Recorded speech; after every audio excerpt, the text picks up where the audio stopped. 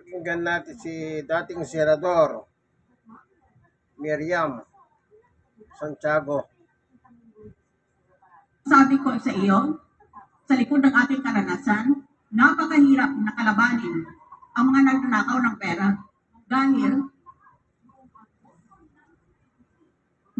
magagalit sila, magbabayad pa sila, manuhul pa sila ng mga black propagandists nila. Ang dami-daming mga taong kamukha nito na halos wala nang hiya. Pero kung magdadaig sila, ibig sabihin wala na palang Diyos ang ating mundo. But we have been told, every hair on your head has been counted by God. Kaya alalahanin natin iyan habang tayo ay nag-graduate na at naghanap ng trabaho. Alalahanin natin na may nagbabantay sa atin bawat isa. Iyan ang Panginoon. Kaya huwag kang malungkot para sa ating bansa o para sa sarili mo. This country loves you. And you may not be aware of it, but we love this country with all our hearts. That's why, hindi ako uurok maski anong gagawin nila sa akin. Noong ilang beses ko na silang hinamon na magsuntukan kami, ayaw naman nila.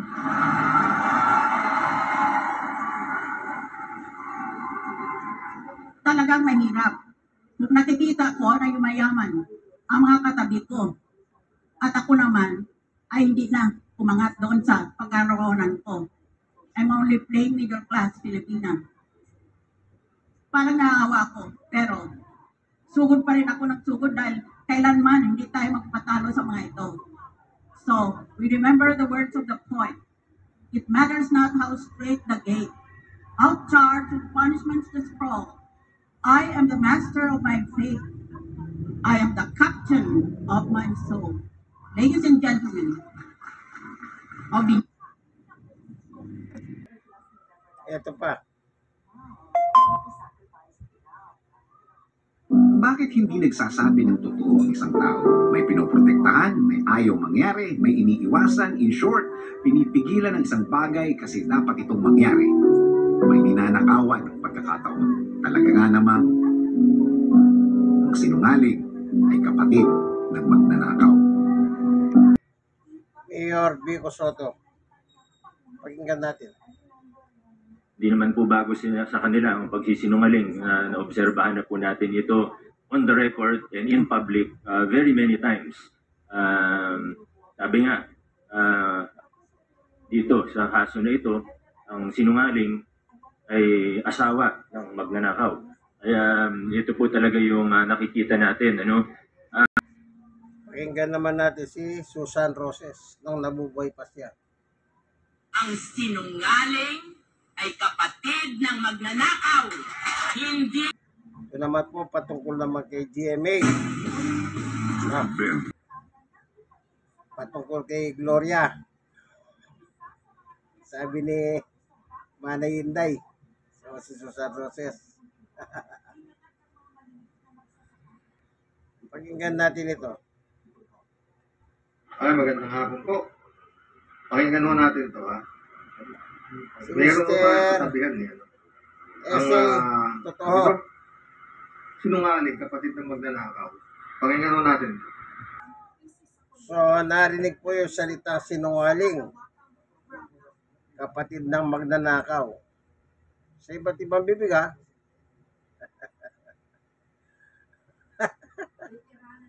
Tingnan natin sa Biblia kung sino yan. Dito sa libro ng San Juan o sa Biblia, meron akong hawak na Biblia, Poemen. Sabi ng ating Panginoong Yesus dito sa 1 chapter 10 verse 10. Basahin ko po, ha. Ito. Dumarating ang magnanakaw. Referring to Satan. Ganito po. Dumarating si Satanas. Para lamang magnakaw. Pumatay at manira. Si Lord Jesus po nagsabi niyan, binasa ko lang.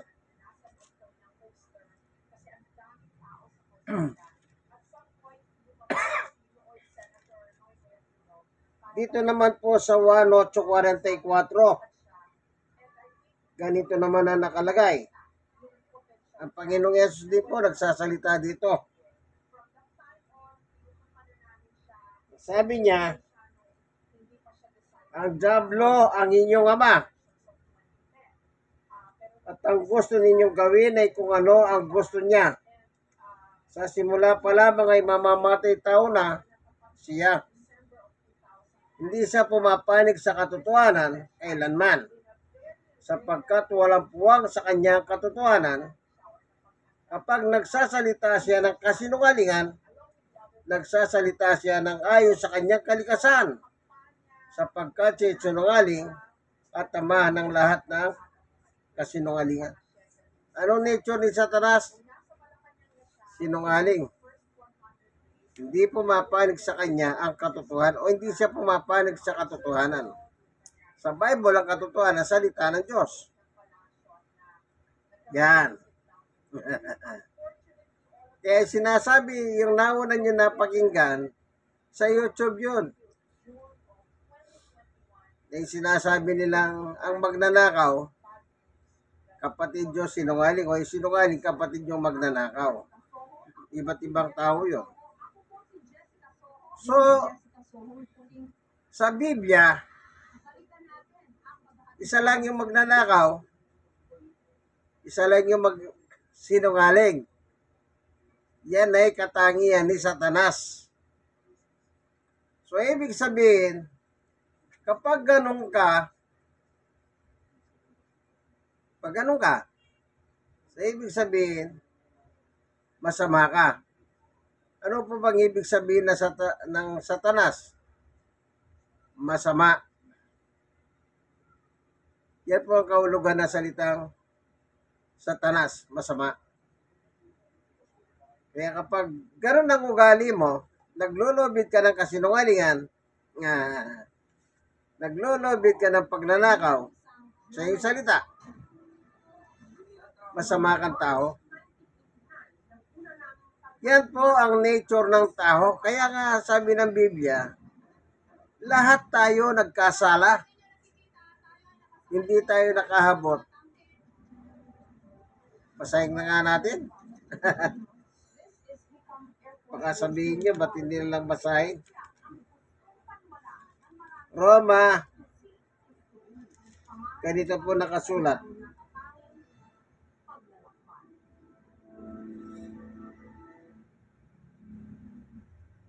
Sa 3:23 ng Roma, sapagkat ang lahat ay nagkasala at walang sino mang nakabot sa kalwalatian ng Diyos. Sabi ni Pablo, lahat nagkasala. Hindi na sinabing kayo lang ang nagkasala at ako hindi. Kundi sinabi niya, lahat tayo. Pati siya, ibinibilang niya nagkasala. Kasi walang taong hindi nagkasala eh.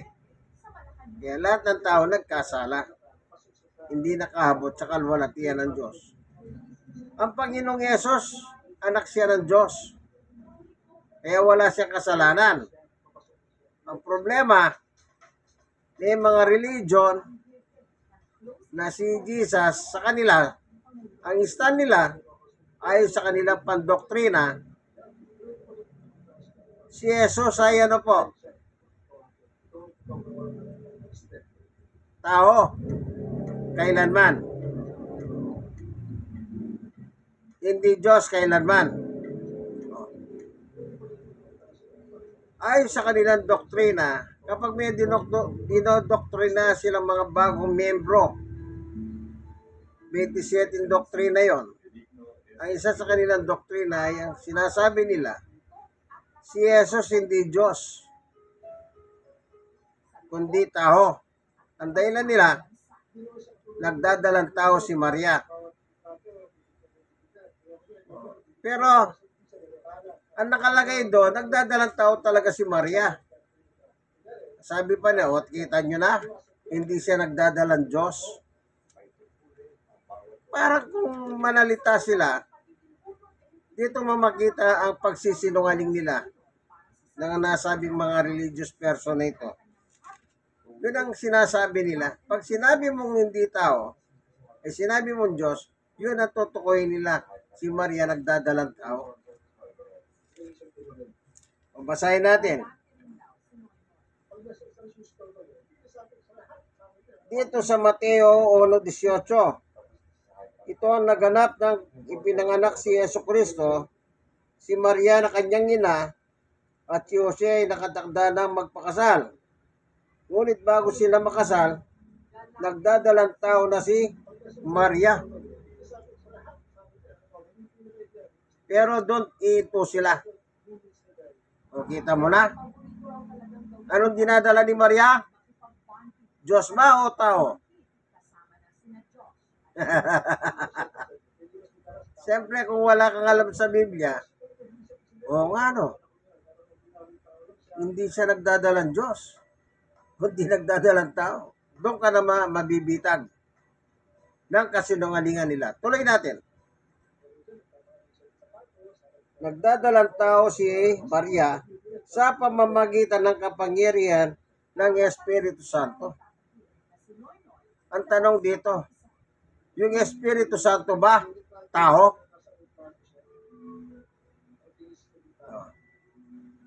Hindi. Espiritu Santo kasi wala siyang laman. Di natin siya nakikita.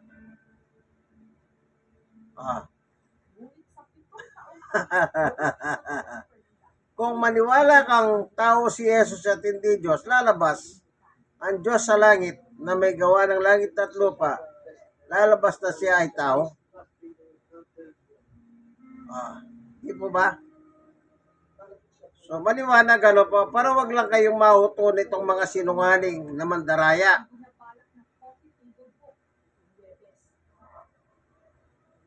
Sinungaling ano, mandaraya. Pinuputol nila yung salita ng Biblia. Sana magpakatino na kayo. Kayong mga andoktrina ninyo, si Jesus ay Diyos, ay tao at hindi Diyos kailanman. Anak siya ng Diyos eh. Ilalabas, tao ang Diyos. Di ba? Maliwanag. Ngayon, ang kanilang dinidipesaan, yung sinabi ni Jesus sa 1:8:44, ay 8:40. Anong sabi ni Jesus doon? Ako'y tao na nagsasaysay sa inyo ng katotohanan.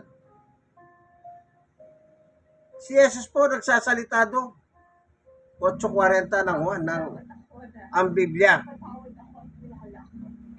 Bakit gusto nyo akong patayin na isang tao nagsasaysay sa inyo ng katotohanan? Sinabi niya sa ako'y tao. Totoo naman sinabi niya ako'y tao. Kasi nung panahon na yon, nandito na po siya sa lupa at nangangarang. Pero ang Biblia po, hindi lang nananatiling isang talata. Merong talata na siya ay nagkatawang tao. O, tingnan natin. Ako parehas ako eh. Yan ang sinasabi nila. Babasahin nila yung pag wala kang alam sa Biblia. Mabubulugan ka talaga sa mga kasinungalingan ng mga kampo ni Satanas na ito eh.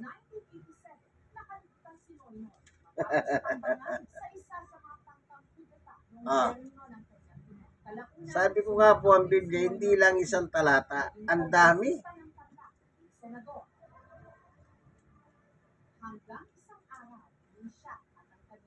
Yun na lang hula sa kanya.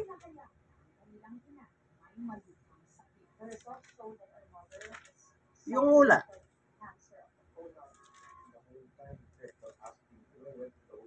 Dito po babasahin natin.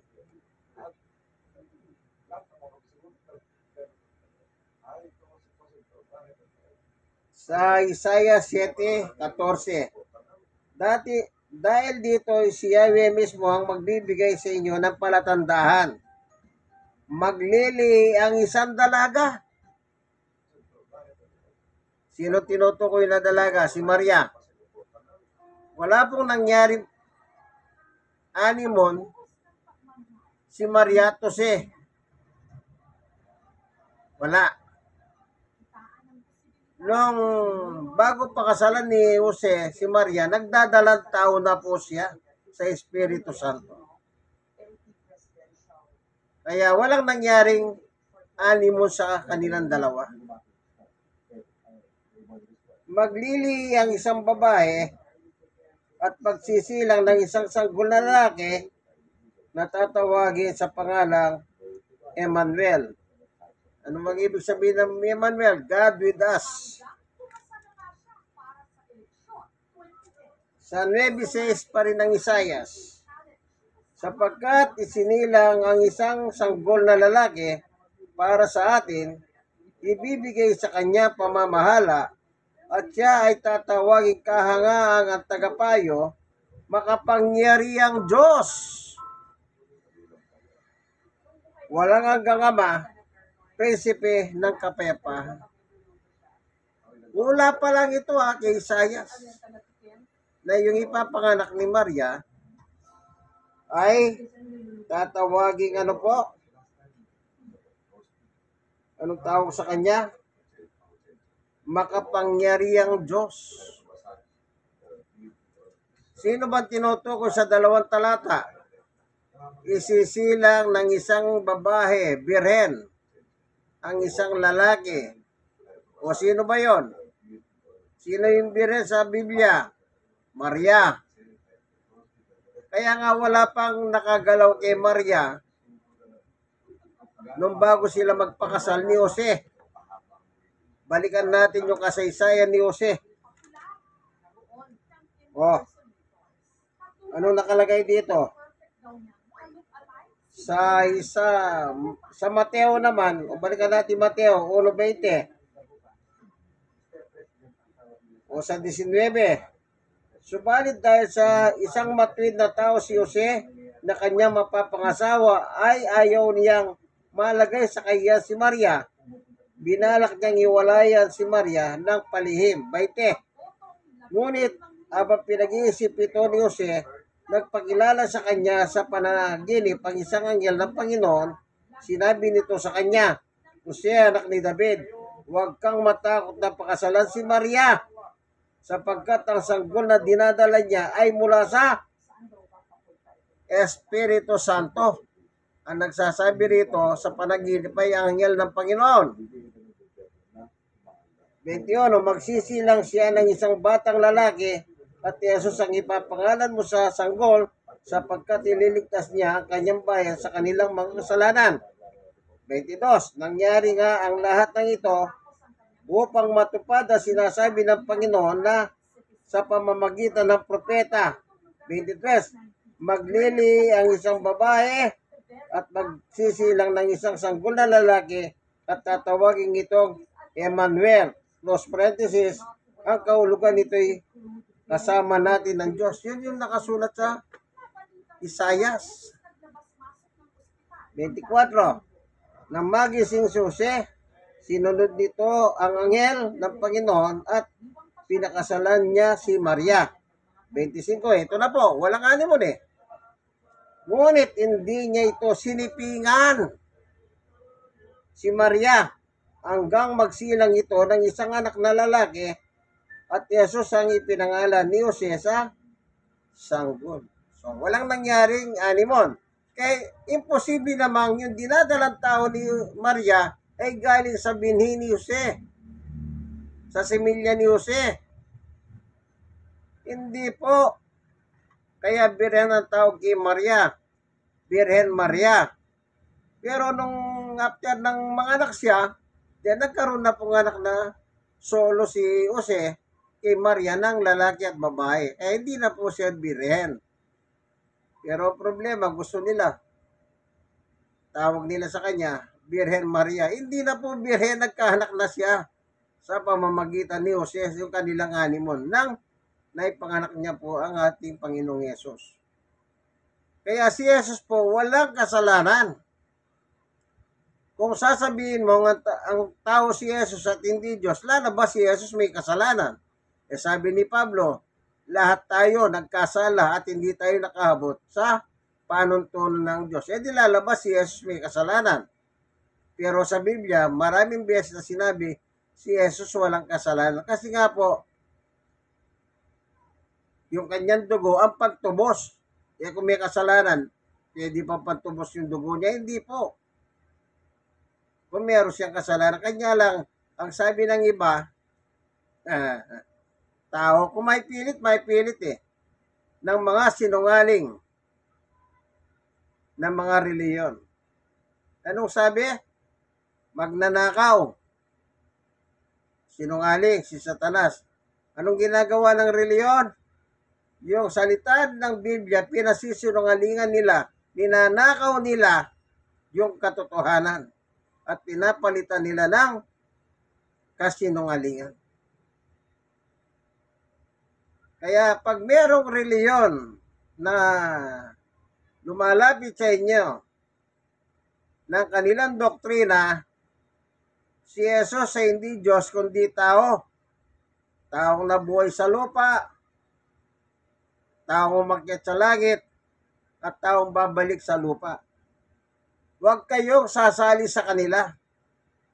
Sila po yung tinatawag ni Jesus sa Biblia, kayo'y mga anak ni Satanas. Ang inyong ama ay ang Diablo. 1:8:44. Ayaw po nila ng katotohanan. Pilit nilang binabaluktot ang katotohanan ng kasinungaling. Yan po nangyayari ngayon sa ating mahal na bansang Pilipinas. Ngayon po, yan ang kumbaga sa flavor of the day. Araw-araw pinag-uusapan yung mga pagsisinungaling, yung mga pagnanakaw ng mga napapanood sa TV. Anong sabi ng politiko? Wala akong alam dyan. Siyempre, di-deny nila yun kasi politiko sila eh. Baka, kasi kung aminin nila yun, sigurado shoot na sila sa kulungan at sigurado hindi na sila tatangkilikin ng tao. Hindi po ba? Pero, kapag politiko na, wala na. Lalamunin ka ng kasinungalingan at ng pagnanakaw. Hindi mo alam, barkada mo na pala ang tatay mong si Satanas. Sige, hanggang dito na lamang po ang video. Sana meron kayo natutunan. Sabi nga ni Inday, si Susan, galit na galit siya kay Gloria eh. Nangyari yun sa panahon na nadali niya naglaban kasi si Gloria at saka si FPJ pagka-presidente. Hindi matanggap ni Susan. Sipin niyo sa ibang lugar. Si Rosie Fernando. Sige, hanggang dito na lamang. Like, i-share nyo sa mga religion na paniwala nila si Jesus ay tao. Maraming religion na ganyan. Si Jesus ay tao, hindi Diyos. God bless us all. Bye-bye. Yung kaibigan kay Jesus, Brother Manny Bautista, sa pong senior citizen, stroke nurse, 6 na taon, at person with disability, 6 na taon at the same time. God bless us all po. God is good all the time.